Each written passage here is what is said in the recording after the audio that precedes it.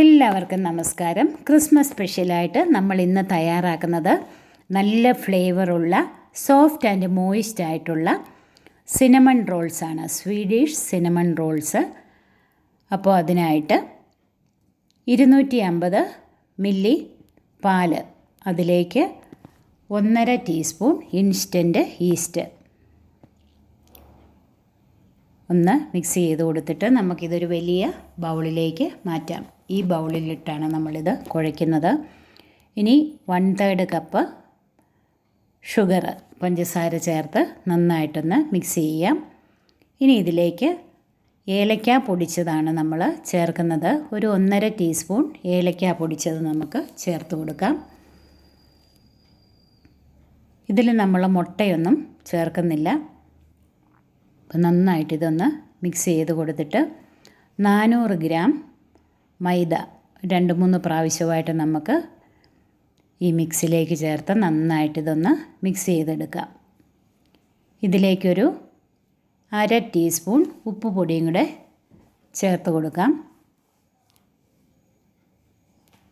അപ്പം ഒരു wooden spoon വെച്ച് ആദ്യം നമുക്കിങ്ങനെയൊന്ന് മിക്സ് ചെയ്തെടുക്കാം. അത് കഴിഞ്ഞ് അവസാനം നമുക്ക് കൈകൊണ്ട് കുഴച്ചെടുക്കാം. ഉപ്പ് പൊടി 1/2 ടീസ്പൂൺ ചേർത്തു. ബാക്കിയുള്ള മൈദയും കൂടെ നമുക്ക് ചേർത്ത് കൊടുത്ത് നന്നായിട്ടിതൊന്ന് മിക്സ് ചെയ്തെടുക്കാം. ഇനി ഇതിലേക്ക് നമ്മളൊരു 100 ഗ്രാം അൺസോൾട്ടഡ് ബട്ടറാണ് ചേർക്കുന്നത്. റൂം ടെമ്പറേച്ചറിലുള്ള സോഫ്റ്റ് ആയിട്ടുള്ള ബട്ടറാണ് ചേർത്തിരിക്കുന്നത്. അത് ചേർത്ത് വീണ്ടും വുഡൻ സ്പൂൺ കൊണ്ടൊന്ന് മിക്സ് ചെയ്തിട്ട് കൈകൊണ്ട് നമുക്കിത് നന്നായിട്ട് ഒരു സോഫ്റ്റ് ഡോ ആയിട്ട് കുഴച്ചെടുക്കണം. ഇനി നമുക്ക് ടേബിൾ ടോപ്പിലോട്ട് മാറ്റിയിട്ട് നന്നായിട്ട് കൈകൊണ്ടൊന്ന് കുഴച്ചെടുക്കാം. ഒരു 15 മിനിറ്റ് നന്നായിട്ടൊന്ന് കുഴച്ചെടുക്കണം. അപ്പോൾ ഇങ്ങനെ പിടിച്ച് നോക്കുമ്പോൾ അത് കീറിപ്പോകാത്ത ഒരു പരുവാകുമ്പോൾ നമുക്കിത് മൂടി വയ്ക്കാം. ഇനി നമുക്ക് വേറൊരു ബൗളിലേക്ക് 100 ഗ്രാം അൺസോൾട്ടഡ് ബട്ടർ, അതും സോഫ്റ്റ് ബട്ടറാണ്, അതിലേക്ക് 1.5 ടേബിൾ സ്പൂൺ സിനമൺ പൗഡർ ചേർത്ത് കൊടുക്കാം. ഇനി അതിലേക്ക് 1 ടീസ്പൂൺ ഇൻസ്റ്റൻറ്റ് കോഫി പൗഡർ നമുക്ക് ചേർത്ത് കൊടുക്കാം.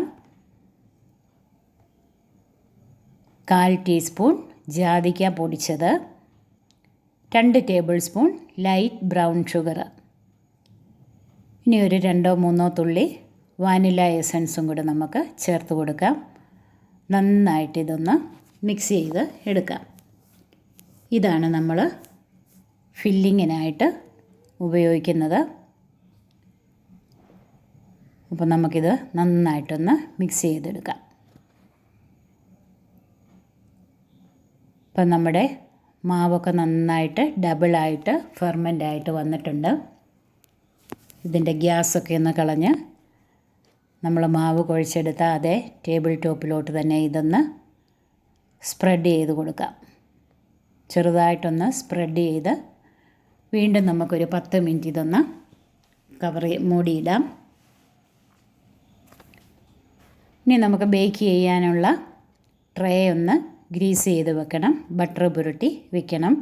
ഇപ്പോൾ 10 മിനിറ്റ് കഴിഞ്ഞിട്ടുണ്ട്. നമുക്ക് മൂടി മാറ്റിയിട്ട് ഇതൊരു വലിയ റെക്റ്റാങ്കിളായിട്ട് നമുക്ക് പരത്തി എടുക്കണം. 51 സെൻറ്റിമീറ്റർ നീളം, 31 സെൻറ്റിമീറ്റർ വീതി, ഒരേ കനത്തിൽ നമുക്കിത് പരത്തി എടുത്തിട്ട് റോൾ ചെയ്തെടുത്തിട്ട് നമ്മൾ മിക്സ് ചെയ്ത് വെച്ചിരുന്ന ആ പേസ്റ്റ് നമുക്ക് ഇതിലേക്ക് ഓരോ ഭാഗത്തായിട്ട് ഇട്ട് കൊടുത്തിട്ട് നന്നായിട്ട് ഈവനായിട്ട് ഇത് എല്ലാ ഭാഗത്തും ഇത് അപ്ലൈ ചെയ്യണം. ഇപ്പം നന്നായിട്ട് എല്ലാ ഭാഗത്തും അപ്ലൈ ചെയ്തിട്ടുണ്ട്.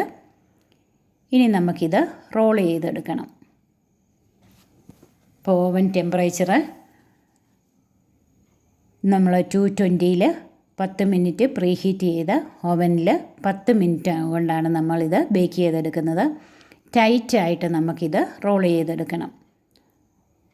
ഇടയ്ക്ക് ഗ്യാപ്പൊന്നും വരാതെ, എയർ ബബിൾസ് വരാതെ നന്നായിട്ട് ടൈറ്റായിട്ട് ഇത് റോൾ ചെയ്തിട്ടൊരു നൂല് വെച്ച് നമുക്കിങ്ങനെ കട്ട് ചെയ്തെടുക്കാം. എന്നിട്ട് ബേക്കിംഗ് ട്രേയിൽ അറേഞ്ച് ചെയ്തിട്ട് വീണ്ടും നമുക്കൊരു 20 മിനിറ്റ് മൂടി വയ്ക്കാം. 20 മിനിറ്റ് കഴിയുമ്പോഴത്തേക്ക് നമ്മൾ ഇതിൻ്റെ മുകളിൽ എഗ് വാഷ് ചെയ്യണം. മുട്ടയും പാലും കൂടെ ഒന്ന് അടിച്ച് നമുക്കതിൻ്റെ മുകളിലൊന്ന് ബ്രഷ് ചെയ്ത് കൊടുക്കാം. പ്രീഹീറ്റ് ചെയ്ത ഓവനിൽ നമുക്ക് 10 മിനിറ്റ് ബേക്ക് ചെയ്തെടുക്കാം. അപ്പം നല്ല പെർഫെക്റ്റായിട്ട് ബേക്ക്ഡായിട്ട് കിട്ടിയിട്ടുണ്ട്. നല്ല ഒരു മണമാണ്, നല്ല സോഫ്റ്റാണ്. അപ്പോൾ നിങ്ങൾ ഒന്ന് ട്രൈ ചെയ്ത് നോക്കണം. Thank you.